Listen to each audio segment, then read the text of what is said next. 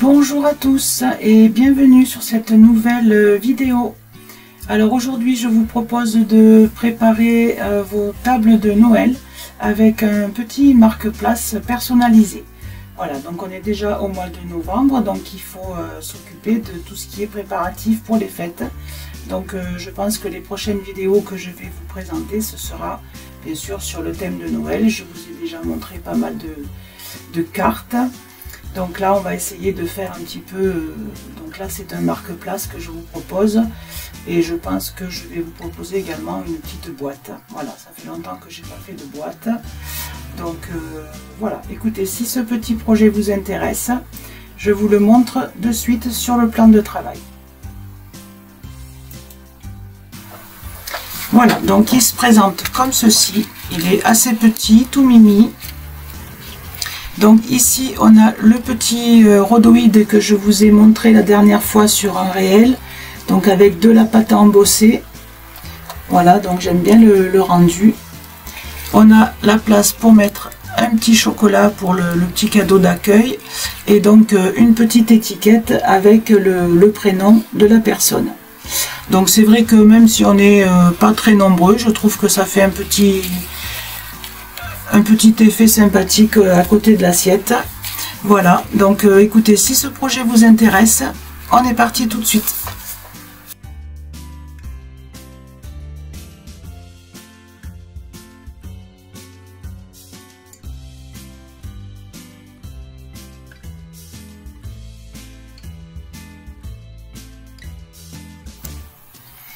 Donc avant de commencer, je me présente rapidement. Je suis Valérie, je suis démonstratrice Stampin' Up dans le Vaucluse.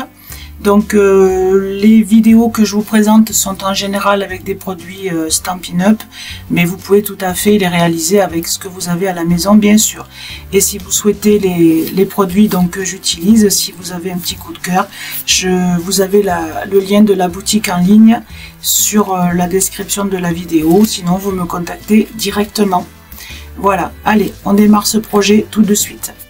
Alors, pour faire ce petit marque-place, je vous recommande d'utiliser un papier qui soit blanc derrière, comme les papiers spécialités là que nous avons. En général, ils sont blancs au dos, ou alors un papier avec un faux uni. Voilà, comme celui-ci, par exemple. Donc là, aujourd'hui, je vais utiliser celui-là. Donc, c'est un papier Stampin' Up, bien sûr, qui fait partie de la collection Saison d'élégance. Voilà. Donc, il est vraiment très beau. Donc, j'ai choisi du doré parce que ce que j'ai fait avec le rhodoïde, c'était doré. Et puis, j'ai prévu de mettre un petit rocher, donc c'est doré également. Donc, mais sinon, on peut le faire également avec toutes les couleurs qu'on souhaite, hein, de l'argenté, ça sera aussi très joli. Voilà, donc là aujourd'hui je vais utiliser ce papier. Donc il nous faut un morceau qui va mesurer 14,2 par 17,8. Donc sur ce morceau on va venir faire beaucoup de plis. Sur les 17,8 on va faire un pli à 1,8, 3,6, 5,4, 12,4, 14,2 et 16.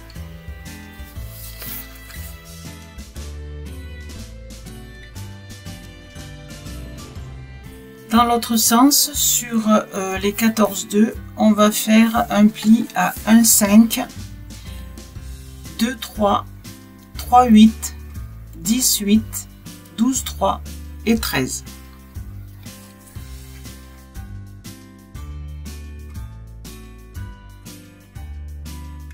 Voilà, on en a terminé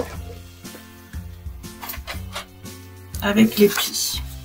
Donc, on peut déjà marquer tous nos plis pour qu'ils soient bien visibles pour venir tracer. Voilà, maintenant, on va venir faire des marques. Donc, ici, on a un petit espace ici qui fait normalement 8 mm. D'accord? Donc sur le bord de la feuille ici et sur le deuxième pli, on va faire une marque à 1 cm en partant du pli de gauche ici. Tout ça, vous aurez le plan hein, sur le blog, hein, comme d'habitude. Hein. Alors 1 cm ici et 1 cm sur le deuxième pli en haut là. Voilà, en partant du pli de gauche. Et pareil de ce côté.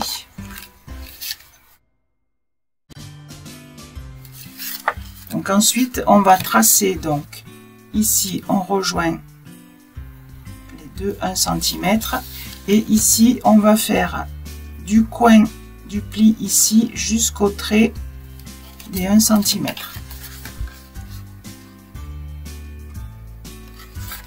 Voilà, pareil ici. 1 cm et là on rejoint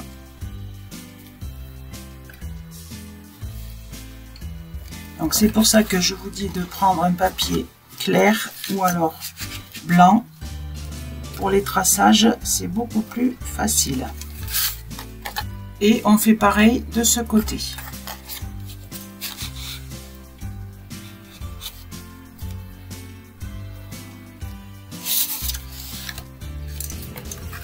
Voilà, donc on doit obtenir ceci. Là, on vient de tracer les traits qui sont ici. Maintenant, on va faire les petites fentes ici sur les côtés. Donc pour ça, on va prendre donc les côtés qui sont le plus large ici et on a 3 espaces. Donc on va travailler sur celui du milieu. Et en partant donc du pli extérieur de gauche, on va mesurer 1 cm.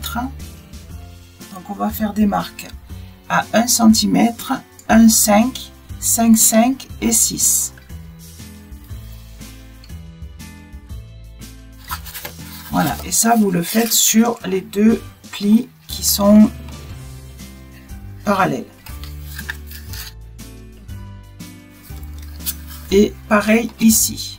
Donc gardez bien la feuille dans le même sens pour pas vous retrouver à l'envers. Donc ensuite il va falloir couper ces fentes. Donc on va se mettre sur une planche sur laquelle on peut couper. Et avec un cutter, on va donc couper. Donc je vous conseille de faire les deux côtés à la fois. Comme ça, vous êtes sûr d'être bien aligné. Et donc, vous allez couper entre les deux plis. D'accord?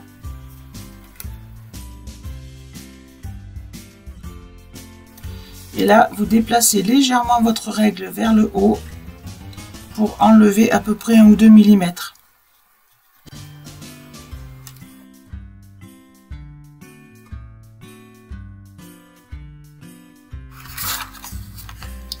Voilà, et après on fait celle d'en dessous à 1,5. Voilà, celle qu'il faut le plus écarter, c'est celle des extrémités. Parce que c'est là que va rentrer le côté. Voilà, donc maintenant on va pouvoir venir faire nos coupes. Donc là, on est ici. Donc on va retirer toute cette partie-là. Et on va garder cette petite languette ici. D'accord?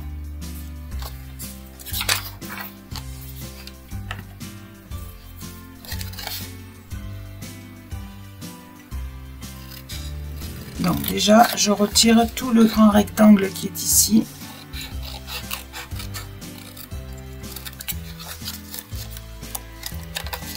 Et ensuite, je coupe ici. Et le petit morceau qui est ici. Voilà. Et cette petite languette là, je la garde. On va venir la plier.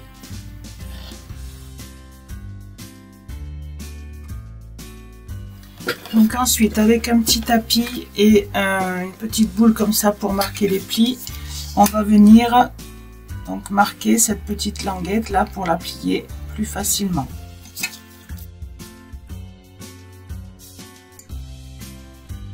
Donc maintenant, on va venir placer du double face. Donc les grands côtés comme ceci, on va les coller en premier. Et après, on viendra glisser le côté ici, le petit côté. Donc on va mettre du double face sur la languette extérieure ici. Ou de la colle, hein, mais bon, le double face, moi j'aime bien parce que ça colle bien.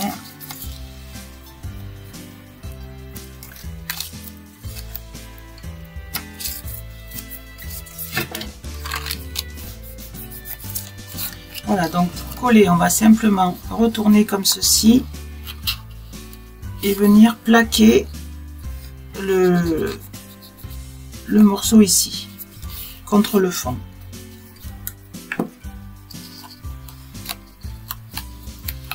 Donc je plie.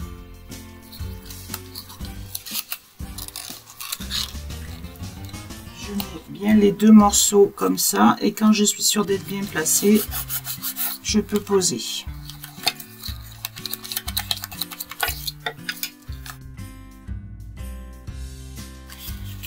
Ensuite, nos deux côtés ici, ils vont venir dans les petites fentes qui sont la première petite fente qu'on a faite. Voilà. Et nos deux petites languettes, on viendra les coller ici. Comme ça, bon, là, ça tient. Hein. Sans les languettes, ça tient, mais je trouve que c'est un peu plus fini. Comme ça, on ne voit pas l'espace entre les deux. Je trouve que c'est plus joli. Voilà, donc là, on va mettre un point de colle.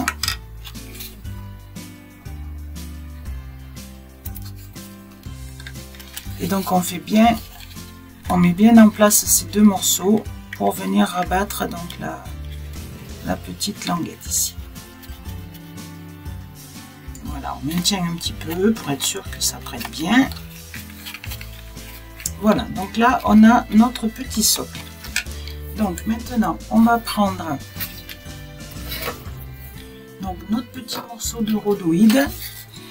Donc ça, si vous n'avez pas vu ma petite publication précédente, je vous invite à aller la voir. Donc je vous demandais si vous aviez essayé la pâte embossée sur le rhodoïde. Et franchement, moi je trouve que ça fait un super effet. C'est vraiment très joli. Ça brille. Donc c'est ce que je vous disais, on peut le faire avec de la pâte embossée argentée, enfin toutes les couleurs qu'on veut. Hein. Voilà, donc là j'ai choisi un petit motif et je trouve que c'est très joli. Donc j'ai mis un petit morceau de double face ici. Donc du coup vous avez un petit côté rugueux et un côté lisse. Donc moi je vais mettre le côté lisse à l'extérieur. Donc cette bande, elle fait 21 par 4,5. Donc j'ai mis un petit morceau et on va venir la plier en deux. Donc ensuite j'ai préparé deux petites décorations. Donc vous savez que dans le papier de la collection de verre et d'or, donc on peut découper soit le papier, ce qui est super bien. Donc là c'est ce que j'ai fait, j'ai découpé un feuillage ici dans le velin qui est juste magnifique, et donc les petites cloches là que j'ai découpées à la main. Et sinon vous pouvez très bien les tamponner, ça sera très joli également. Voilà, donc ça je vais le coller donc derrière ici, et on va venir faire un petit trou pour passer le ruban. Donc on va faire un petit trou ici sur le haut. Donc là, vous essayez de pincer un petit peu pour avoir la même distance entre en haut et en bas. Et ici, on va venir perforer au milieu.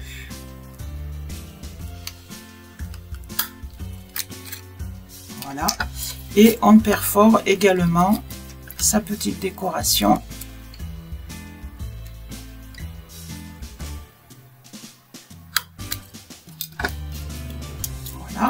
Ensuite, il vous faut un petit ruban, donc pas trop large parce que sinon ça passera pas dans le trou. Donc vous prenez une petite longueur suffisante.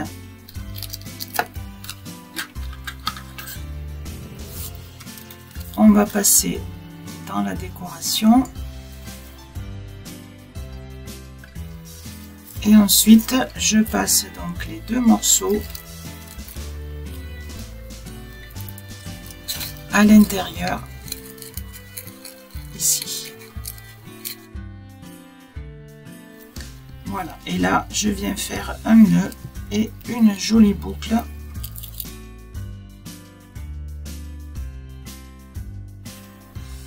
Donc ce petit rhodoïde, on va le placer donc dans la deuxième fente que l'on a fait. Voilà, il ne nous reste plus qu'à faire une petite étiquette. Donc moi ici j'ai utilisé donc ce dies que j'ai recoupé à 6 cm, mais après vous pouvez prendre celui que vous souhaitez, hein, la forme que vous voulez en haut. Donc après je vais y faire une petite déco, donc juste une feuille ou deux pour quand même laisser la place. Pour écrire le prénom.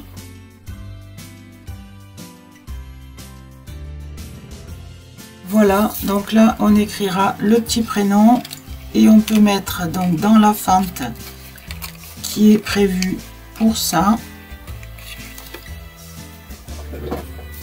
et on peut y mettre un petit chocolat. Donc il y a juste la place pour un petit rocher, mais bon, mon chéri, ça passe aussi. Là, et ici sur le devant, vous pouvez mettre une petite étiquette comme ceci, Joyeux Noël. Donc si vous n'avez pas de tampon assez petit, vous pouvez faire le contraire, écrire le prénom devant par exemple, et puis Joyeux Noël là sur l'étiquette. Voilà. Bah, écoutez, merci d'avoir suivi ce petit tuto assez rapide. Voilà, bah, écoutez, je vous remercie et je vous dis à un prochain tuto pour les fêtes de fin d'année.